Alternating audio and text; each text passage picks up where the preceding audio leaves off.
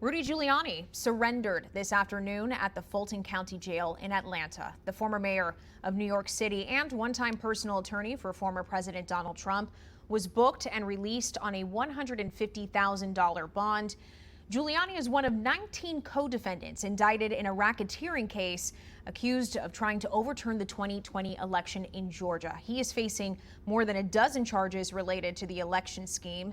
Scripps News national political correspondent Avajoy Burnett is in Atlanta outside the Fulton County Jail watching the developments of all of this. Avajoy, can you tell us what happened with Giuliani today? This is a big name here.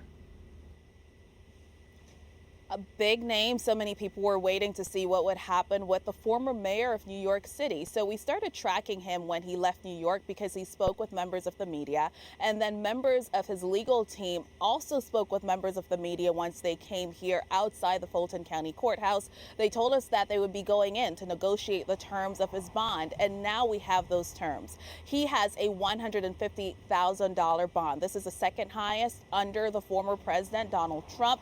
And so many people have told me that this is a sign of the belief of their level of culpability. That is why this is so high. He went inside the Fulton County Jail here about 3.5 miles from the courthouse downtown, and he was processed. He was booked, meaning that his fingerprints were taken, his mugshot was taken, and then he was able to leave. We were able to hear from him after he left the jail, just outside the jail earlier this afternoon, and he spoke with journalists. Take a listen to what he had to say.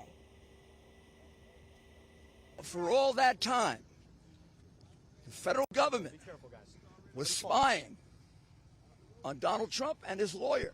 I am being indicted because I'm a lawyer, as is Mr. Mayor, Professor and everyone else. Mayor, last month, Why do we Mayor, right here, Mr. Mayor, you effectively Mayor, will you be here tomorrow? Oh, by the way, you're wrong. I didn't do that. I entered into a stipulation for the purposes of that case to move on. I specifically says I do not in any way admit the truth of those allegations. Those allegations are totally false. You did not. Do you still believe the election was rigged, Mr. Giuliani? That is absolutely wrong, and you're lying, as you often do.